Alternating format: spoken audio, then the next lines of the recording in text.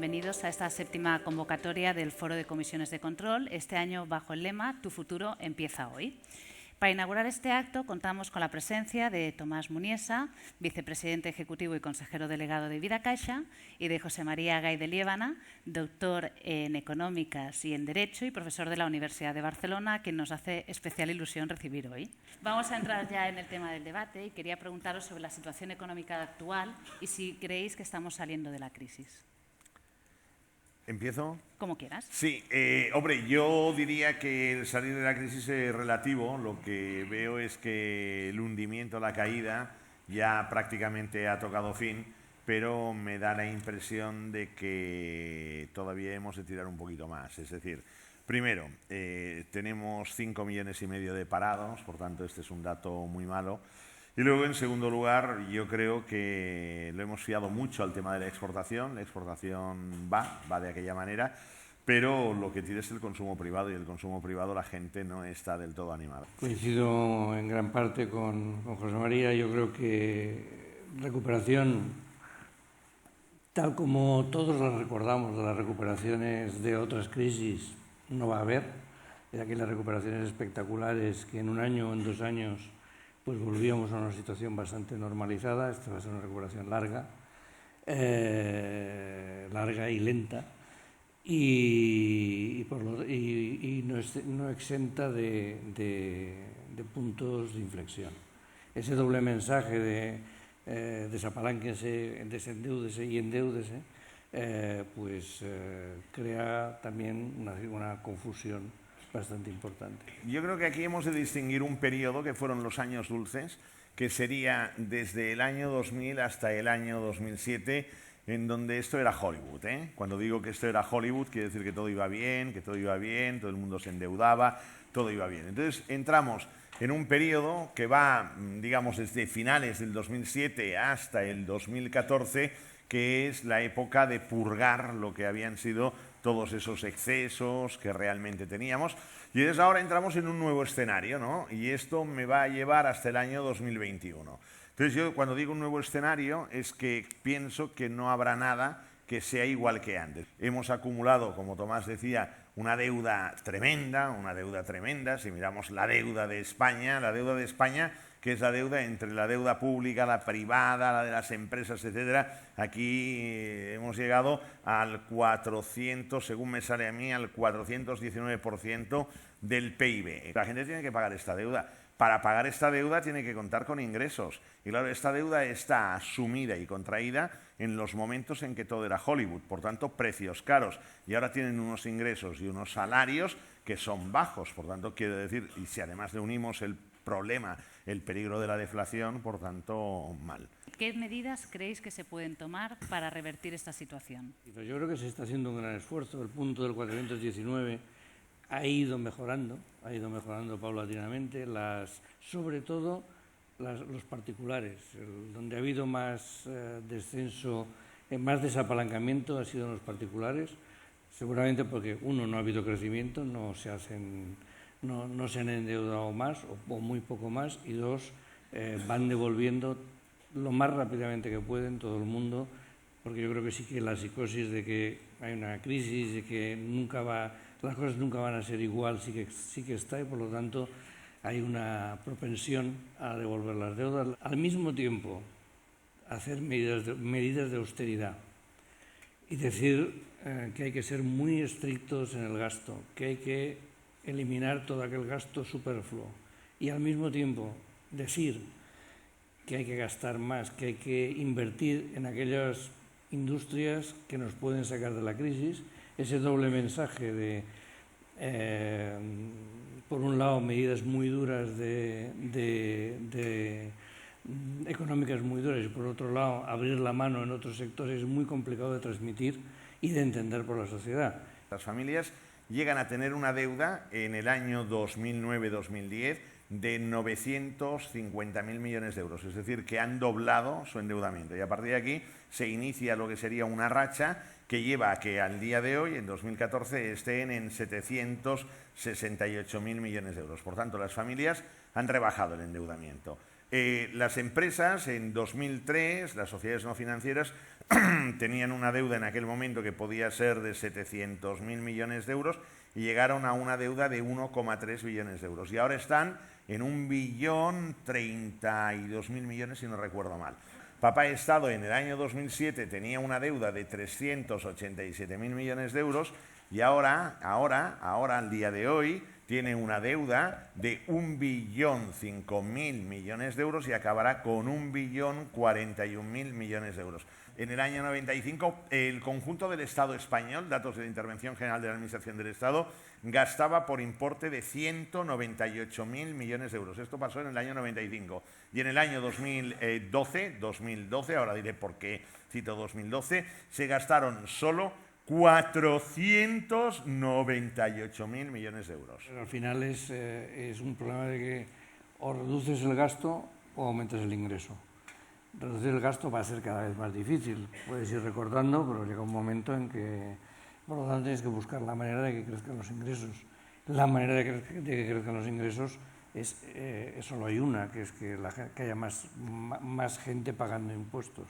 No que la gente que paga impuestos pague más impuestos, sino que haya más gente pagando impuestos, para que haya más gente, tiene que haber más gente trabajando. ¿Por qué la gente no trabaja? La gente no trabaja porque las empresas no venden. ¿Por qué las empresas no venden? Las empresas no venden porque la gente no tiene dinero. Bueno, pues baja los impuestos. Primer tema, baja los impuestos. Y segundo tema, muy sencillo, muy fácil, que no hace falta, digamos, descubrir la sopa de ajo. ¿Por qué no hay más gente trabajando? Porque la seguridad social en España es la más alta del mundo. Y por tanto, si hacemos pagar a las empresas una seguridad social que es la más alta del mundo, evidentemente esto desincentiva. Y entonces lo que habría que hacer sería mecanismos de bonificación, de reducción de seguridad social para poner a la gente a trabajar y no nos preocupemos que luego ya las cosas irán bien, pero claro, es que el paro no lo vamos a atajar de esta manera. ¿Cómo veis la situación en España y en Europa para los próximos 20 años?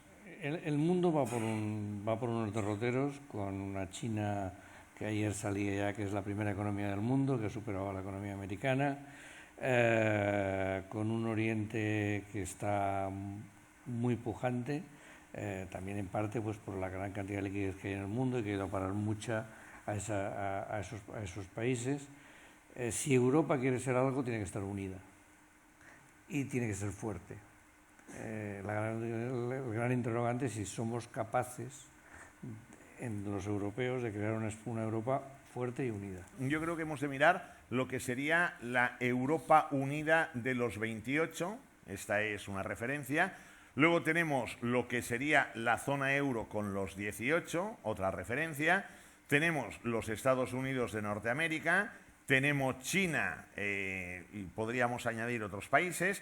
Y luego tenemos aquí Japón y más o menos podría ser este, digamos, un primer escenario. Entonces aquí lo que tenemos claro es, primero, Europa está dormida, Europa está aletargada y Europa se muere. Y Europa se muere porque hay una parte de Europa que hemos consolidado totalmente lo que era la figura del estado del bienestar, los derechos. Te encuentras con gente que dice, ¿cuánto? Oh, me voy a jubilar y solo voy a cobrar 600 euros de pensión, 600 euros de pensión. Y yo le pregunto, ¿y cuánto has cotizado? Me dice, no, yo cotizar nada. Bueno, y vas a cobrar 600 euros de pensión. Entonces, ¿esto qué quiere decir? Que tenemos unos derechos adquiridos y hemos consolidado, a veces incluso diría con un poco de ramalazos parasitarios, ¿eh? Por tanto, el Estado me lo tiene que dar todo. Hemos creado un magnífico estado del bienestar, pero mucho cuidado que esto es muy caro. Y en esta Europa de los 28 hay dos frentes.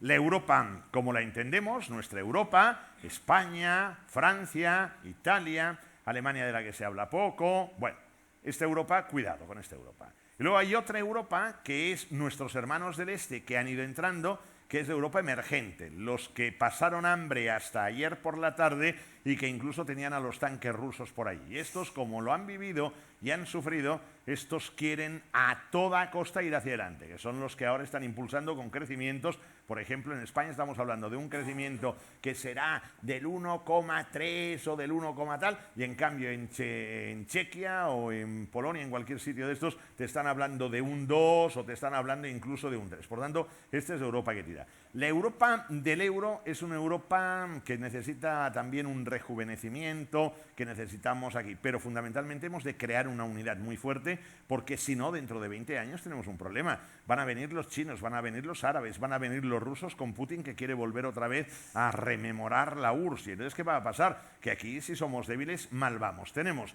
unos Estados Unidos de Norteamérica que Barack Obama, que lo que quieras y tal, pero que están marcando la pauta con crecimientos superiores al 3%.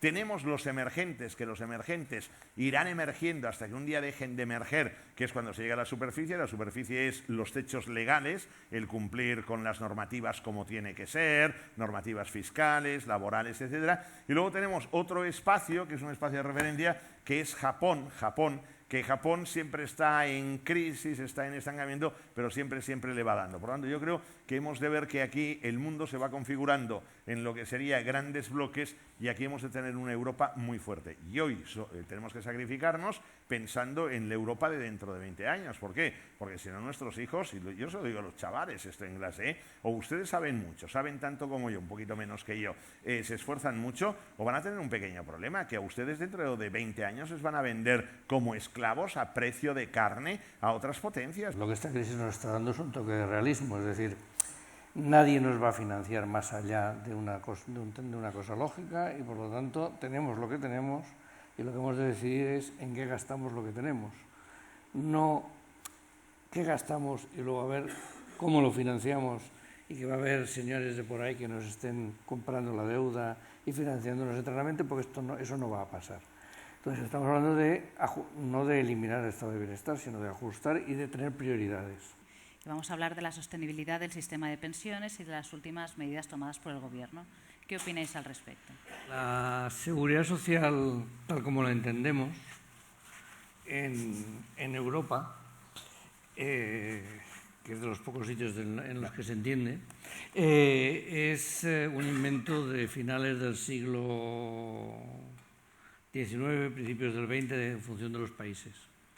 En esa época, pues he cogido alguna estadística de principios de siglo, la esperanza de vida, una cosa que nos gusta mucho a los aseguradores, la esperanza de vida en España a principios del siglo XX, ¿vale? A principios del siglo XX era un poquito más de 41 años. Esto tiene trampa, porque había una mortalidad infantil muy alta, y por lo tanto por eso sale 41 años.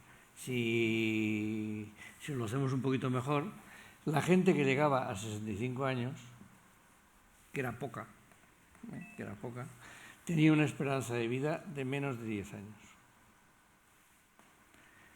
En las últimas tablas del INE, las últimas estadísticas que tenemos, la esperanza de vida de una persona que nace en España ahora está prohibido discriminar por sexos, por lo tanto es 80 años. Y de una persona que llega a los 65, que es la cifra que más se conoce, es 85. Y creciendo, o sea, 20 años. Entonces, hemos evolucionado de un mundo o de un país en el que poca gente llegaba a los 65 años, y la gente que llegaba a los 65 años tenía una esperanza de vida de menos de 10, a que llega mucha más gente, y además la esperanza de vida es 20 años. Y no hemos casi cambiado las reglas durante esos 100 años. Pues evidentemente, como todo en la vida, cuando la realidad cambia, las reglas hay que cambiarlas. De una manera más dulce, más suave, menos suave. ¿Cómo llegaba una persona aquí a los 65 años y cómo llega una persona hoy a los 65 años? Entonces, evidentemente, los debates están en hasta cuándo se puede trabajar, y los debates están en qué pensión nos podemos pagar, teniendo en cuenta que la vamos a pagar durante muchos más años.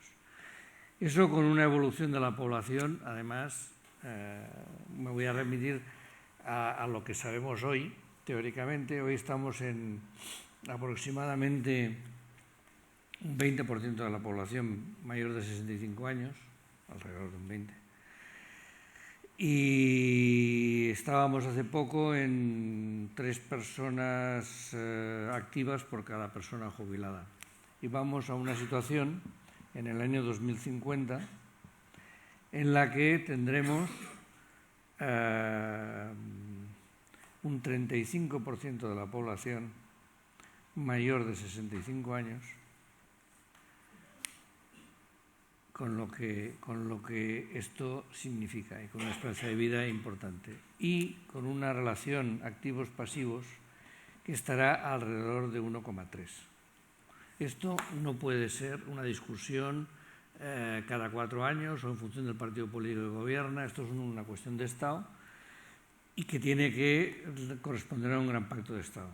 Una vez se hizo, fue los famosos pactos de Toledo, nunca cumplidos, nunca acabados y nunca perfeccionados en toda la extensión de lo que se decía. Y se decían muchas de estas cosas ya, y estamos hablando de hace bastantes años ya. Pero todo este tema a mí me lleva a otra reflexión. Si tú tienes un 35% de la población mayor de 65 años, no solo tienes un problema por las pensiones de esta gente, no es solo un problema social o un problema humanitario el que esta gente tenga una renta suficiente, que es lo que podríamos estar hablando cuando estamos hablando de la seguridad social. ¿Qué parte tiene que cubrir el Estado mínima para que estas personas puedan tener una vida adecuada? Sino que como país, como economía, no nos podemos permitir que haya una gran caída, un salto muy grande entre el momento antes de la jubilación y el momento de la jubilación, porque si tú tienes un 35% de la población cuyos ingresos caen fuertemente, en el momento de la jubilación tienes un problema de gasto y tienes un problema económico importantísimo. Por lo tanto, egoístamente como Estado, como sociedad, nos interesa que esta gente tenga una renta adecuada. Como el Estado no la va a poder pagar toda, por eso se necesita incentivar el ahorro de diversas maneras. En el año 2007, el coste total de pensiones que se pagaban era de 88.000 millones de euros. En el año 2014 son 127.434 millones y para el año 2015 son 131.200 millones de euros el total de pensiones, por tanto, la pensión pública. Entonces, este sistema va por lo que sería la base de reparto. Por tanto, quiere decir, reparto es que unos trabajan y otros cobran. Entonces yo, por ejemplo, a lo largo de mi vida, con lo que yo he ido cotizando, pues mis padres, la generación de mis padres, yo con lo que yo cobraba y yo cotizaba, cobraban mis padres, mis tíos, unos amigos también de mis tíos, etc., con lo cual iba muy bien. Y en los años pletóricos, es decir, esto era ayer por la tarde, se daba una situación que igual había 20 millones de afiliados a la Seguridad Social y teníamos pues 6 millones de pensionistas, con lo cual quiere decir que aquí tenías unos ratios del 2, mucho, el 2,55. Bueno, entonces ahora hay un pequeño problema. Estamos hablando de que el problema son las pensiones. El problema no son las pensiones, el problema es que la gente no trabaja porque hemos de cambiar un poquito lo que sería el sistema base de capitalización.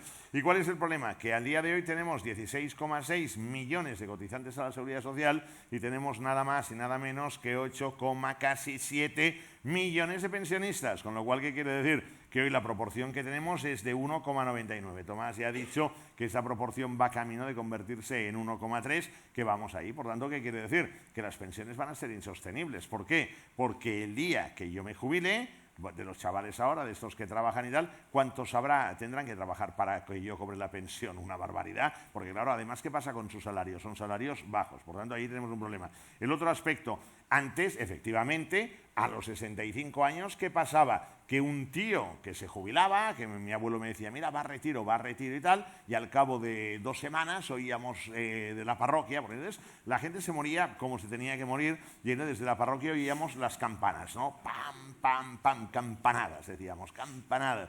Y entonces mi abuelo me decía, ¿te acuerdas en catalán? Me decía, pero ¿te acuerdas de aquel señor que te presenté que iba a retiro? Sí, pues ya la ha palmado. Mi abuelo seguía y mi abuelo seguía, ¿no? Y me lo explicaba. Mira.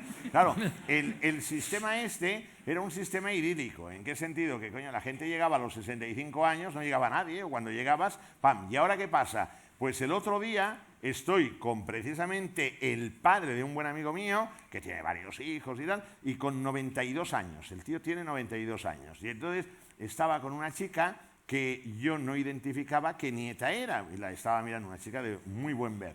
Y yo la miré y tal, y entonces me dice, ¿qué? Dice, ¿no la conoces? ¿Cómo me ves? ¿Cómo? Y yo digo, hombre, estás impresionante, 92 años, mira cómo estoy y tal. El tío marcando, da igual, bueno, bien, 92 años. Dice, no la conoces, yo no sabía qué nieta era. No, mi mujer, no, tal. Y el tío da igual, claro, mira, ahora me he cambiado, me he comprado un Panamera y tal. Claro, cuando uno ya se compra el Panamera y una chavala. Pero bueno, entendí que el amor, en principio, tampoco tiene edades en este sentido, ¿no? Pero claro, la niña tenía 26 años, ¿eh? Quiere decir que está bien una niña de 26 años. Pero claro, entonces acá, ¿qué pasa? Que yo esto, claro, como siga viviendo. Y ahora viene la otra parte, que hay una longevidad, y esta longevidad nos va a costar también costes sanitarios. Tenemos expectativas claras de mejora de la economía. Lo que pasa es que tendremos que tener un poco de paciencia porque el 2021 que habéis apuntado en la pizarra asusta un poco. Necesitamos un cambio de modelo. El tema de la grasa política que comentabas pues escenifica muy bien todo lo que queríamos decir. Y luego, en cuanto al sistema de pensiones, si se concibió hace más de un siglo, por supuesto hace falta actualizarlo. Y la importancia, sobre todo, de que la gente jubilada pueda mantener un nivel de vida y de consumo digno, lo cual repercute en el bienestar de toda la sociedad. ¿Algo que añadir? Pues no tenemos más preguntas, así que gracias a los dos por vuestra asistencia e intervenciones y pasamos ya al siguiente panel dedicado a la jubilación desde el ámbito personal, social y laboral. Gracias.